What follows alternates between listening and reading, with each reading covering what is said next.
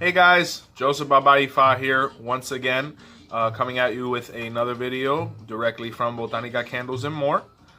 This question once again comes from one of our viewers, and we're so thankful that you guys are watching the videos once again.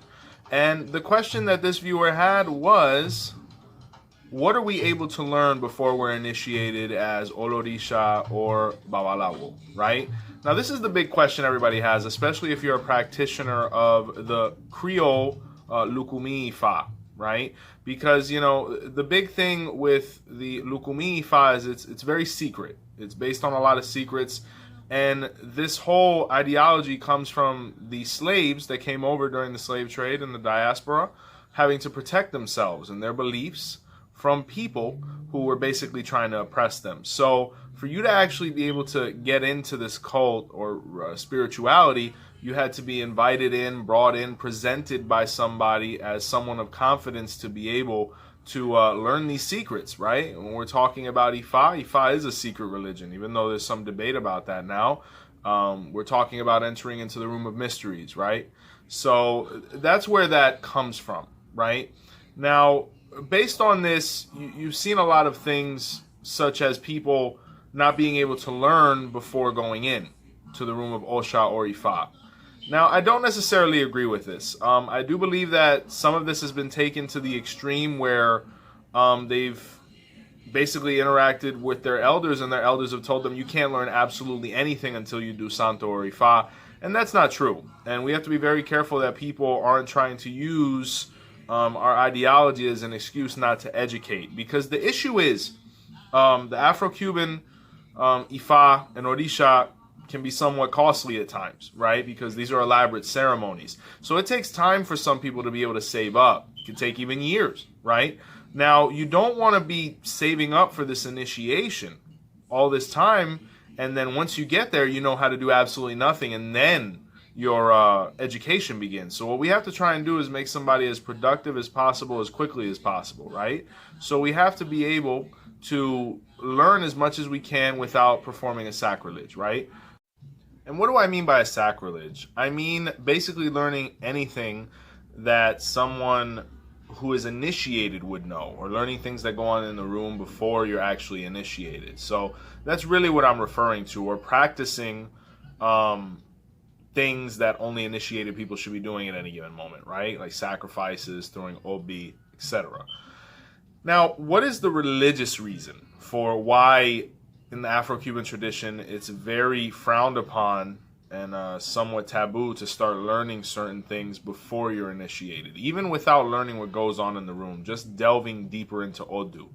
Well, there's a sign known as Otura Irete, or Otura Diyu, where the character, or the protagonist, who was Otura Diyu, started learning heavily about religion and Odu, merely only having Owofakan, or, you know, Isefa or Mano de Orula. And, you know, he accelerated at such a rate and had so much knowledge that, you know, people thought he was already initiated. Now, he never took the time to really tell anybody that he wasn't a Babalao, even though they kind of recognized him as one. But at the end of the day, they never asked him either. So what ended up happening is Chango became very, perturbed with him, because Chango is the guardian of the secrets of Orisha and Ifa, right? He doesn't like uninitiated people knowing these things, you know, because he guards them so heavily, and he's very jealous with it. So what ended up happening is, not to delve too much into the story, but basically, you know, Otura Diyu had to become initiated to be able to escape the wrath of Chango. So this is a big reason why within the Creole Ifa, you know, you see that it's really not looked well upon to learn certain things before the initiation. Now, you'll hear some people say that, you know, if you start learning beforehand, when you actually get into the room, you won't remember anything, you know, that you're going to be punished. Can I necessarily corroborate any of that? No, but I can say there have been cases where, you know, you kind of look at somebody who is running before they can walk, as I like to say, and you see things not going well for them. Another question that can come up is, well, how come within Afro-Cuban Ifa we can't learn, but in Nigerian Ifa they start learning at a very young age? And I think it's really based on spiritual heritage at that point. I know it's not the most concrete answer, but when it comes to Ifa, some things aren't necessarily concrete. Some things are a little metaphysic, right? So, if you look at the nature of the system in which they teach in Nigeria, where they'll take a young man around probably 7 years old and start teaching him Ifa, it's because that's the system that's in place and spiritually accepted. In Cuba, it doesn't work like that, and that's why you'll see sometimes people have negative effects learning certain things that they shouldn't in Cuba, as opposed to people in Nigeria who kind of learn everything possibly up front. So it really is up to you which system you want to practice. Both of them are legitimate, and both of them have positive and negative aspects, right? And another thing that we have to really pay attention to is we have to respect our origins, and we have to respect our traditions, right? But never get to the point where we're abusing the neophytes that are coming in, because their faith has to be nourished as well. We can't keep them on timeout until they get into the room. So, we have to really accommodate to them so that they feel like they're involved and really preparing themselves for the initiation they're about to do. Because in Cuba, in Nigeria, first and foremost, they educate you before they initiate you. Usually, at least the way it was done, back in the day, right? Because I have heard of cases of them performing Ifa initiation to, young men, which really, that's up to the person who's going to initiate them in the family of the young child. But in Cuba, it's a little bit different. We graduate you before we educate you. And once again, that's a result of the slavery and all the things that happen and us having to protect our traditions. So, the most important thing is that you respect your tradition, where it comes from, its origins, and understand the spiritual undertones and effects that each of them had to go through and how that affects the practice today and the methods that you choose to implement to be able to learn. But once again, it really comes back to who are you near and who are you learning from. So to get to the central question now, what can you learn before you go into the room, right? You can basically learn anything that is public knowledge. Now, what does this mean? This means you can learn the Yoruba language, which is a huge asset when it comes to practicing these things. Because I tell you, when I started studying Yoruba, just learning the words helped me understand the songs that were sung to the Orishas and the songs that were used in ceremony. And it's going to be a huge advantage. So, here at Botanica Candles and More, we're going to be offering Yoruba classes by someone who is of native Yoruba origin, has been teaching for quite some time, and is actually the woman who taught me Yoruba to a certain degree. So definitely want to delve into the language, and there's no taboo on this, because I know a bunch of uninitiated people or people who don't practice Ifa or Orisha that speak fluent Yoruba, and they probably know more Ifa than most practitioners today, because they've immersed themselves in the culture. And that's another thing you can learn. Delve into the Yoruba culture. Understand the Yoruba culture, whether it's its manifestation in its pure form in Nigeria, or the way it's kind of trickled and basically flooded into, the diaspora, whether it be in the Caribbean or, South America, as far as Brazil goes, and, different places there. Immerse yourself in the culture, because by doing this, you're learning Ifa. You're learning about the foods. You're learning about the form of dress.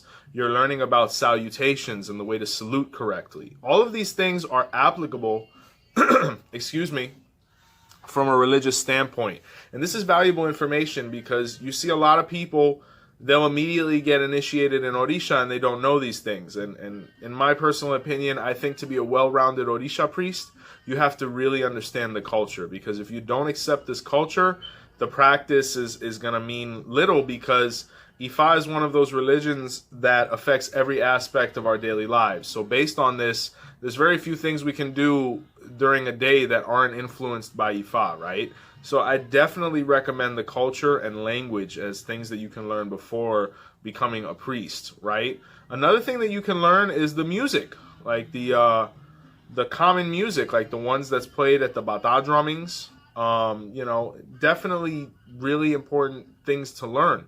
And there's no taboo on this, because this is music that is played in public. If we look at a bata drumming, these are songs that, everybody can hear whether they're initiated or not, So definitely learn some songs. I recommend, you definitely want to learn, the Oro to Egun, within the Afro-Cuban tradition, at least 9 songs of Egun.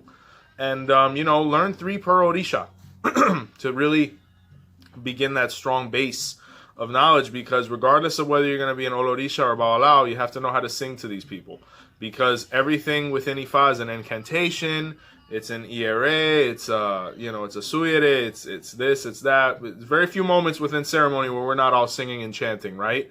So definitely learn the music. Huge, huge, huge. And you can learn it as much as you want. There's no taboo in this, because once again, this is public, right? And for the people who are planning on being, espiritistas or spiritists, learn the spiritual songs. Get involved in learning. Get involved in learning the process of the white table, as far as the spiritual masses go within the hybridized spiritism that we practice within the diaspora, right? Huge pieces of knowledge that could really help you get a quick start once you get into the room. Another thing you can start learning about is herbs, right?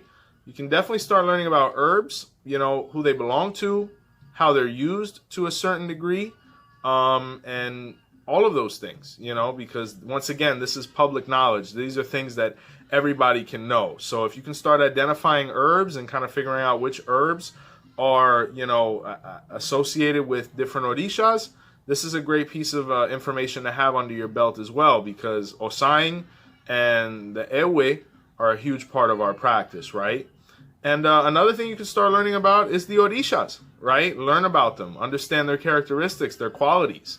This is something that anybody can learn, right? Understanding these deities that really form the basis of our faith, right? One thing I don't recommend that you start delving into before initiation is Odu. Now, you can learn as much as you want about your Odu, as long as it's not touching on anything that happens in a consecratory room. But other than that, you can learn all about your Odu as much as you want, because that's the information you're going to need to save yourself. But I don't recommend start reading other signs or looking for other patakis or the explanation of too many things without the guidance of a Baba, or the people who may end up consecrating you in Orisha, because you don't want to get lost in this, and you don't want to start tormenting your mind with information you're not going to be able to use anyway. As far as initiations, you can basically receive any deity after Hand of Ifa, in a ceremony known as the washing, or different deities, right? Usually I recommend this for people who may not crown Santo, or Orisha, but once again, this has to be under the guidance of your elders, because you can receive after Hand of Ifa, maybe receive Olokun, which is very common, Egungun, Ori. These are really common things, but once again, everything depends on your Odu, your desire, your Ori, and your destiny, right, and what you're capable of doing. So as far as other deities and whatnot, those are some pretty common ones, but it really depends on your goals, right? So I hope I've answered this question as completely as possible. If there's any further, questions that come from it, please feel free to leave them in the comments. And guys, once again, thank you so much for watching the video. Please like the video, subscribe to it, comment on it, share it. And please feel free to reach out to me for any further doubts or questions, and I'll answer them to the best of my ability.